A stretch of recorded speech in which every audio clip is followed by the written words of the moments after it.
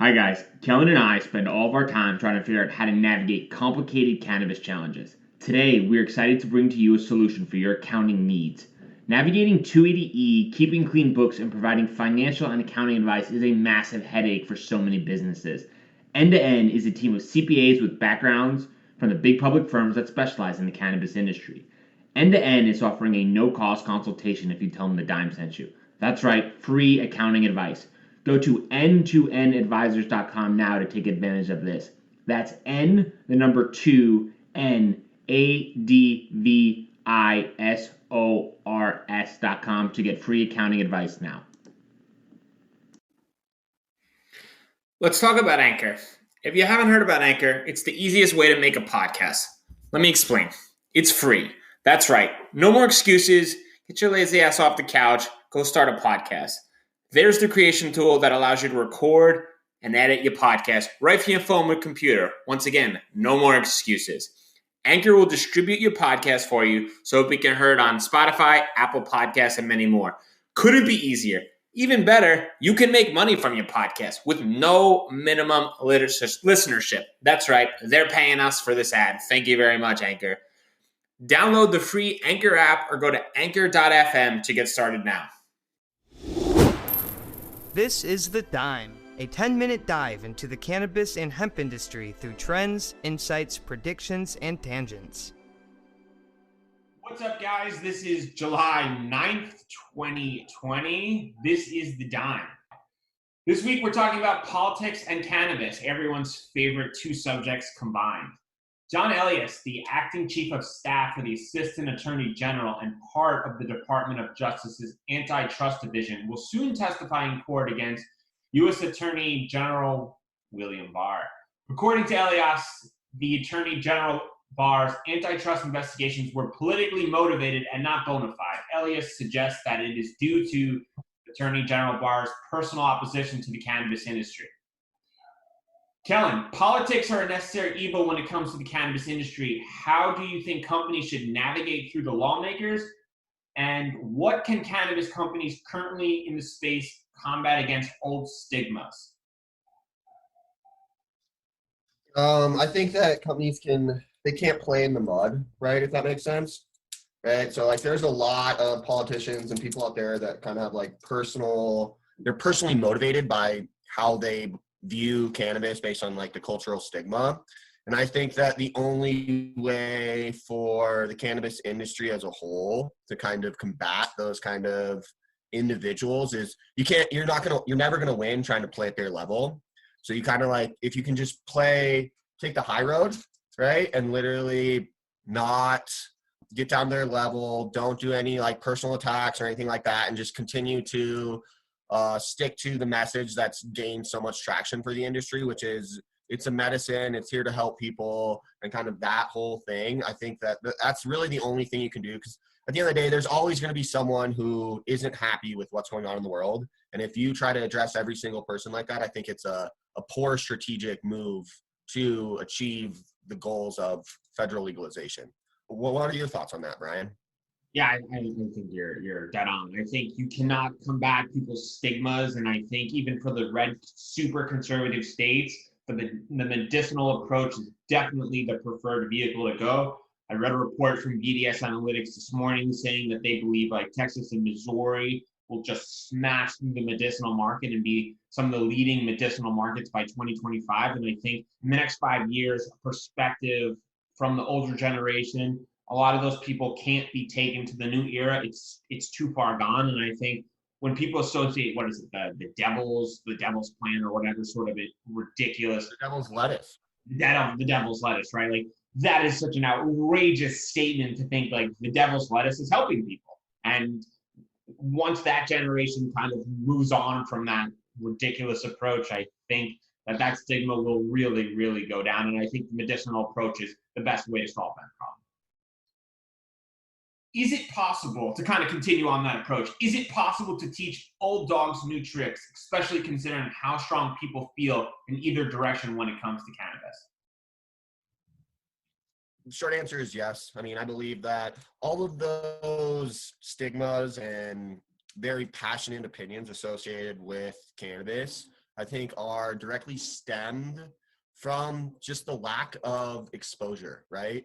So by having cannabis become medical in some of these more traditionally conservative and states that have kind of have those opinions as like the cornerstone within their culture, right? Especially Texas and some of these bigger, more red states traditionally. I think having exposure to cannabis, seeing it more and more over the course of a couple years as a medical market, that's what really changes that cultural stigma, at least in Colorado and I mean California and all these West Coast states had legal markets, had rec or medical markets for a long time before they went full rec, right?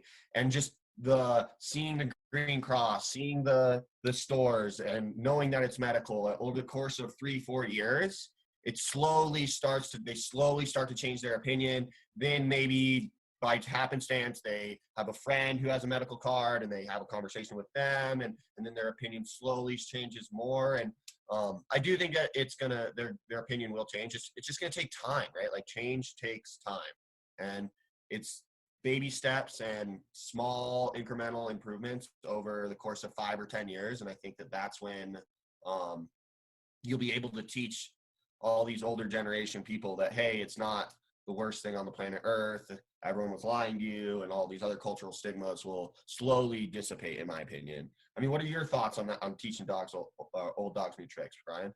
At first, I thought absolutely not. These older generation, they're super stubborn, and like grandma of the South has seen some shit, right? She's been around since God knows how long, and the world is very different now. They've grown up, they've got the internet, they've got cars, they've got crazy stuff. And now, like the fact that marijuana, the devil's lettuce, is going to be something that they would take as a recreational thing is just a wild concept. And I think sometimes the older generation likes to really dig in their heels. And I think the only way that these old dogs are going to kind of move on from that stigma is the moment that they see their doctor and the doctor goes, listen, old Cynthia, you need to take this medicine. And I understand that you're liking these medicines for Monday, Tuesday, Wednesday, Thursday, Friday, like most grandparents take. Instead, you're going to take this cannabinoid, or you're going to take this vitamin, and this is what's going to help you. And I think when the doctor communicates to them that this is what will help them, I think they'll really start to backtrack off that, because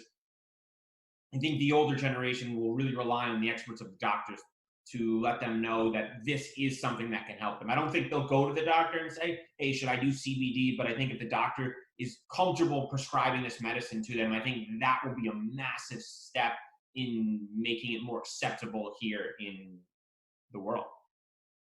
So prediction time. Would a mass educational campaign help to improve the view of cannabis in the eyes of lawmakers with strong opinions? And which of the industry's heavy hitters do you think are leading the brigade?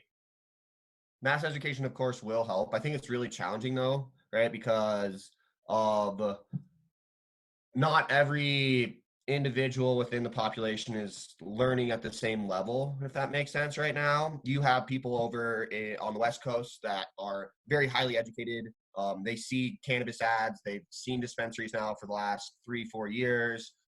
It's now very normal to them. And so an educational campaign is going to fall on deaf ears for them, because they've already been through kind of the very beginning phases of what cannabis is, what to expect, versus you see states over on the East Coast, right? Like West Virginia, Maryland, these other ones that are just now getting med markets going, right? Like they're so far behind from a populational educational standpoint that it's going to be really, really challenging for one specific company to come out and make a blanket educational campaign that can touch all those different perspectives, if that makes sense. But as far as the company that I think companies that I think that could potentially have the greatest outreach or impact on these, I mean, I'd like to think we would, right, in terms of some of the educational content that we put out there and all of those things, right? Like, shout out to Illusion. But there's also really, really good educational forums. I'm trying to think of some right now. I mean, MJBiz Daily is always putting out really good content and educating people on just the nuances of the space and articles here and there. I mean, even some of the bigger players like Forbes, Wall Street Journal, they've even been publishing cannabis related content, right? And so I don't think that there's going to be one company in particular that like will be able to drive this educational campaign. But I do think some of the more trusted resources that people are used to seeing on a daily basis will play a bigger role than some of the more nuanced cannabis derived companies, if that makes sense, just from like a brand trusting standpoint. I mean, do you have a different opinion of that, Bryan? No, I think you're pretty targeted with that. Sadly, I believe a lot of the politicians are money motivated and they're just talking heads for the people who influence their decision making. So sadly, I think that as soon as the large scale pharmaceutical companies and the tobacco companies, as they continue to move resources into the cannabis space, I think politicians will become more accepting of this as a policy forward. And I think it's only a matter of time. And I've been pretty arrogant with those sort of predictions, especially here in New York. And I think you're right. I think with the East Coast, the idea of going into dispensary for a lot of the people out here is very uncommon for them and very uncomfortable. I visited a dispensary in Oregon with my wife's uncle, and he couldn't believe it, right? Like, he lives in Connecticut. The idea of going to a dispensary for recreational purposes, we walked in and it was like a very uncomfortable situation for him because the stigma has always been, right, it's illegal, you can go to jail, and all these concepts circling it. And it was interesting to see how different his opinion was when we started the trip. We went to the dispensary, and then at the end of the trip where he was like, okay, like it's just like a normal high-end store. There was no Jamaican dude behind the counter smoking weed. Like, that concept and that stigma mentally that he had, I think quickly got erased. And I think the only way for people to kind of become more familiar and comfortable with it is to experience it themselves. I agree. Cool. So thanks for everyone for joining, and we'll see you next week. Hi, y'all. I'm Jo, host of Casually Baked, the podcast. If you're curious to explore the highly responsible side of cannabis, farming, and legalization, I'm here to help lighten the stigma and build your canna confidence. Download episodes now of Casually Baked, the podcast, wherever you listen to podcasts. And journey with me through the evolving cannabis culture and discover how and why people like you are adding cannabis to their wellness toolkit. It's time to get casually baked.